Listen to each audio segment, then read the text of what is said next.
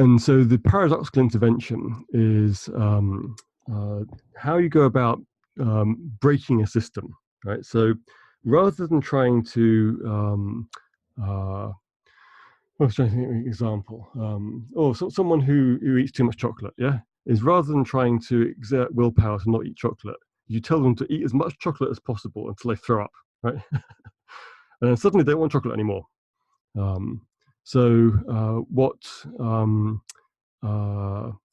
Say maybe with abortion would be an example of a contentious issue where the paradoxical intervention is to encourage abortion all the way to birth and beyond birth, to force people to confront the fact that this actually involves the death of a human being. And regardless of your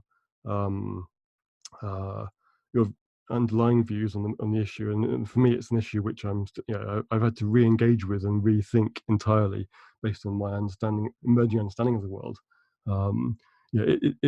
That is the tactic that you could adopt in order to break the dialectical view, or the two opposing camps view. Yeah, is you go and join the other camp and then force their argument all the way to its breaking point and beyond. In order to take them on a journey that gives the energy to shift the system to something different. I like that.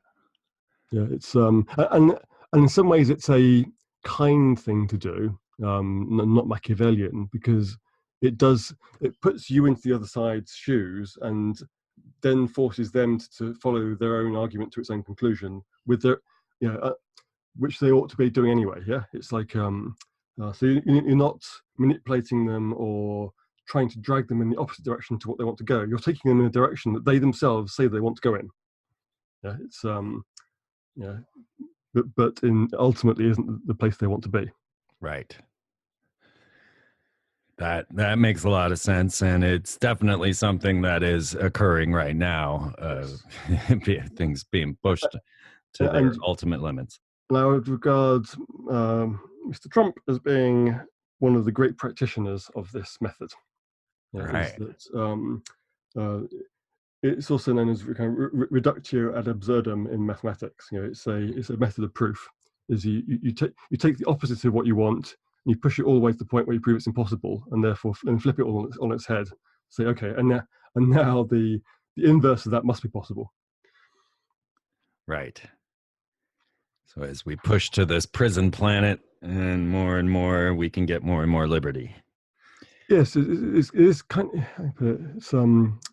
let's try and bring it to life, because it really is a very, very powerful construct. So one would work to force Twitter and YouTube and all these people to engage in the maximum censorship possible of things which are clearly legal and protected free speech. Yeah, right. As a way of breaking their censorship regime is to push it all the way to its logical conclusion.